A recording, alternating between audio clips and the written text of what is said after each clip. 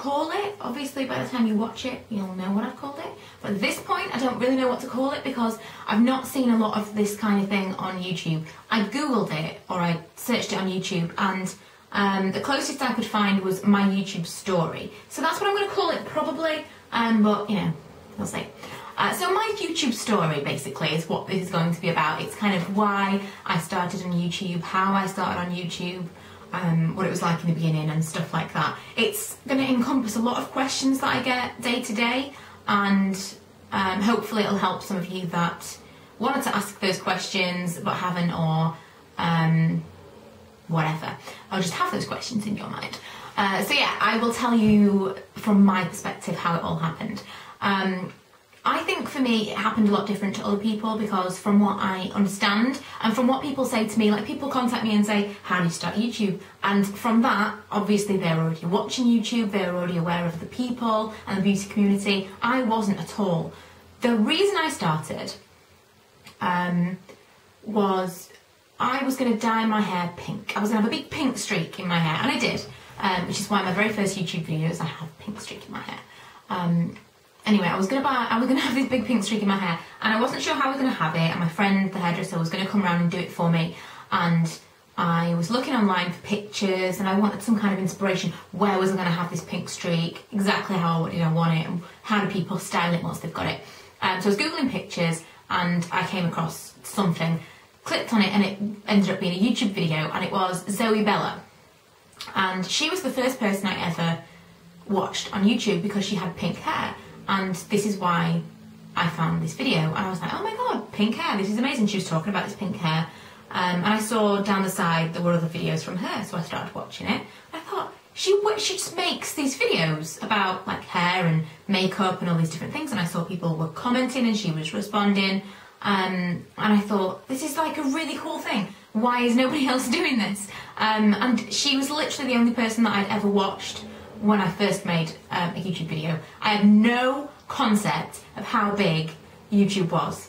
Absolutely no concept whatsoever. I thought YouTube was for like comedy videos and for to be able to watch something like a film or a TV show 10 minutes at a time, or music videos or something. I had no idea whatsoever that there was such a thing as a beauty community on YouTube. I was kind of aware of beauty blogs a little bit. I was aware of blogging. I tried to blog in the past about various things, but I gave up when nobody read it.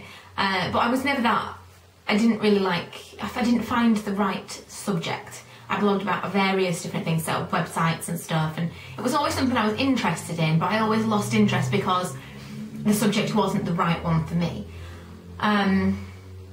But I made a video. It was literally the day after.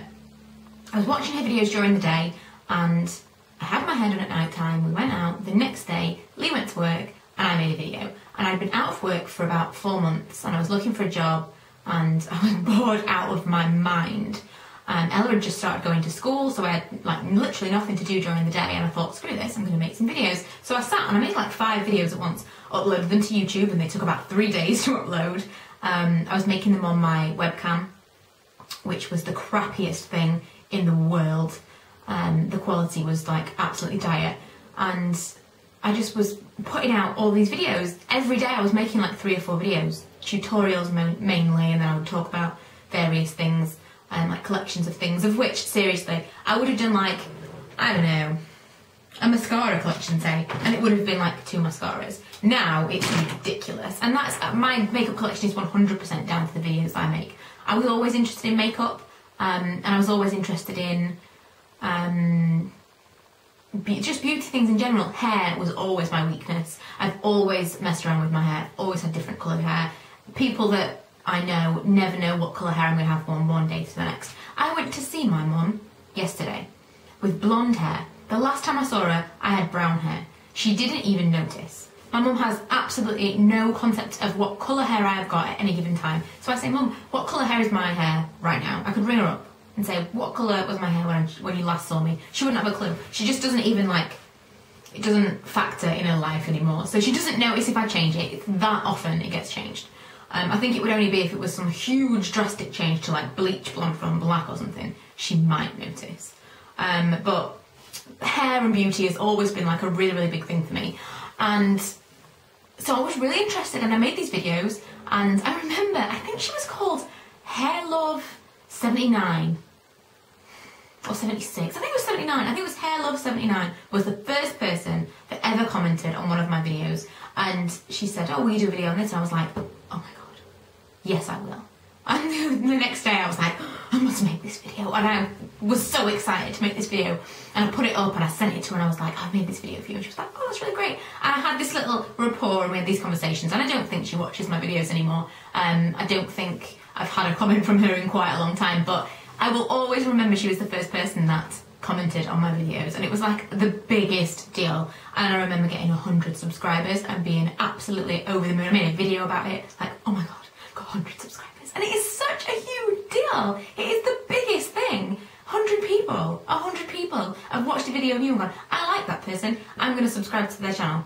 That's like the biggest deal. And people that do not make YouTube videos and do not blog and do not do all those things don't understand. They just don't understand. You could find the random person, it could be your best friend even, and you'll be like, oh my god, this has happened, and they go, yeah, that's really interesting. And that's what really sucked me in, because once I was interested, I needed to find people that were interested as well. That's when I discovered Twitter and the whole beauty community from there, basically. I can't remember why I set up a Twitter account. I set up my blog around the same time as I set up my channel, because I realised that I watched Zoe Bella's videos, and then I watched something else because she recommended it, and then that person had a blog. I was like, right, okay, a blog. So I set up a blog to go alongside my channel. I didn't really do much with it for quite a long time. I probably had it for a year and put videos up here and there, posts up here and there. Now it's a fully fledged thing on its own. I blog about completely different things than I YouTube about. I very rarely put a YouTube video on my blog. So they are completely independent from each other. And I love blogging as much, if not more, than my YouTube stuff, because I can blog with no makeup on, in my pyjamas, in bed. Or I can blog with Milo on my knee whilst he's screaming because he just wants to, or he won't go to sleep. Whereas I can't really do that on a YouTube video, so I appreciate blogging in a whole other way now. But I set up the blog to run alongside the YouTube. Then I realised that people had Twitter, I set up a Twitter, and that's really where it took off. So for those people that are saying, how can you make it successful? Number one, it's got to be, you've got to make videos. Like, I don't understand how some people have got 50,000, 100,000 subscribers and they've got 25 videos. Have they made lots more and then deleted the ones that were rubbish? Have they got friends who have got ridiculous amount of subscribers that have recommended them? How has that happened? Because surely 25 videos is not enough to have found all of those viewers. I don't understand how it happens, but a major part of it is social networking. So one person tells another person, you get a certain amount of followers, other people are talking to you, they see that other people are talking to you, they follow you because someone that they follow is talking to you. Twitter is absolutely the most powerful tool at any blogger or YouTuber's disposal. If you have YouTube, you have to have Twitter. It's like an absolute prerequisite. You must have it, because I think it's very, very difficult to network without it. Someone that lives in the north like me, it's almost impossible to get to events because they're all in London. And I hate to say it, but the people that live in London, the people that are able to get to the events, they get there quicker. The bloggers, the YouTubers, they move up quicker because they meet more people. They meet more people. Those people talk about them. The brands talk about them. The brands are interested in them, and it's just general buzz around their channel or blog or whatever they are doing online. And if you can get to those events that you get invited to, get to them, because I think that makes the world of difference. Some people, mainly the people that it happens to, won't say and won't agree with what I'm saying, but I really think that makes a big difference, whether you actually can get there and be networking, because I can network to a point, but I've never met these people, and you don't really gain any kind of bond with them. And there are some people I've met on Twitter that are really lovely and I would consider like internet friends, but I don't know, it's just not, it's never gonna lead to anything huge networking wise for YouTube. It's like, it's nice to meet these people, but it's not really gonna benefit me massively. The word of mouth thing does work really well for Twitter, but I think if you really want it to work, you need to get out there and you need to be doing events. And that's why I think it kind of slowed down for me. It got big, it kind of snowballed. and then it kind of slowed because you come to a certain point and everyone that's going to find you has kind of found you, and then you get more and more followers, and you get more and more followers, and it kind of plateaus a little bit. And I'm getting a few more by the day, by the week, by the whatever. But to be quite honest, I'm happy with what I've got because I like to be able to respond to everybody's comments, and that makes a massive, massive difference to whether or not you can. If I went from having 12,000 subscribers to having 20,000, 30,000, 50,000 subscribers, then that might really be impacted. I mean, at the moment, obviously, I've got an awful lot of time during the day where I can actually sit and respond to those comments. There is going to come a point where I go back to work and that's not going to be possible. But even working full time, it's not completely impossible right now. The more people that comment on my videos, the less and less possible it becomes. So although it would be nice to have more subscribers, nice to have more viewers, I'm kind of happy with where I'm at right now because right now it's kind of personal and I know I can respond to every single person. And I appreciate every single comment that people leave. Not every single comment, but every comment that is a constructive or real, genuine comment, I appreciate.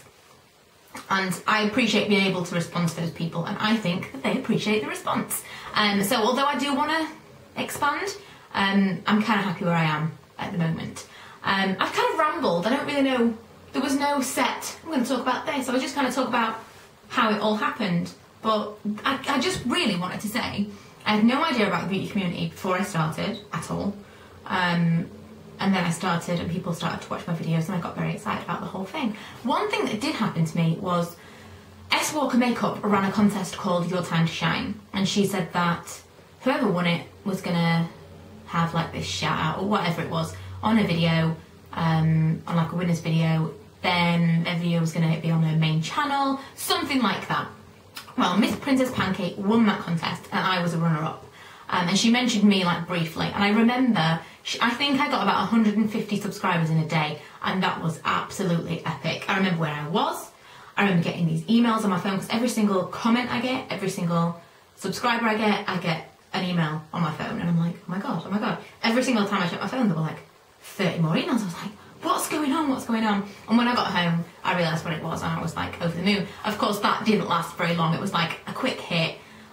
But it wasn't a massive thing. And some people make massive impacts on other people's subscriber counts because of the kind of pull that they have. I know that Lollipop26 did the same for S Walker Makeup, and that's kind of what made her. And the more subscribers you've got, the more that you show up in results, the more views you'll get because of that. It just, once you get to a certain level, it's only going to get better. Now, one thing that I would say, and this kind of is, S Walker Makeup did kind of stop making videos. She makes them every now and then, and I get it. She makes it when she wants to make them because you make them because they're fun, and if you don't make them because they're fun, then no one really wants to watch it anymore. And I don't understand why people give her so much grief, because if she's making them and she doesn't really want to, she's going to look miserable, she's not really going to want to make them, they're going to be uninteresting because she doesn't want to do it, and people are going to complain anyway. Would people rather she make videos just because she wants to make money, or would she come across better if she was making them when she wants to make them, which is what she's doing right now? So although people are giving her a lot of flack for not making them, I think that that's the right way to do it. It's the right attitude. You should make the videos because it's fun for you, and I'm only going to do this as long as it's fun, and it still is. I anticipate doing it for a long time yet, but I think that's a huge part of why some people don't get subscribers, because they start it for the wrong reasons. They start it because they want to be like YouTube famous, or they start it because they want to get money, and it's just not going to work like that. People contact me and say, well, how can I get my blog successful? How can I become successful on YouTube? If you start out before you've ever made a video and think, right, how long is it going to take me before I make some money? You're never going to make any money. You're just not, because people do it for 6 months. 6 months seems like a long time. Like 6 months worth of videos, you can make 3 or 4 videos. Okay, the camera is not my friend today, so I'm going to end it here because the battery keeps dying. But in my rambling, I've pretty much said everything I want to say. I hope it was informative for someone. I'm sorry if it was just a load of gobbledygook and rubbish. But if you have got any questions, I'd be more than happy to answer them. If you've got a lot of questions, what I might do is do like an FAQ. So if I get an awful lot of different kind of questions, I'll do a follow-up video and answer all of those different questions. That's going to be probably more productive, because then you can all see the answers. So yeah, if you've got questions, then I'll probably do a follow-up FAQ. If it's just one or two here or there, or the same kind of questions, then I'll just answer them in the comments. But thanks for watching. If you haven't already, please go and subscribe. I'm sorry this was so disjointed and rambly, but it's not normally. And check out my links below. Bye.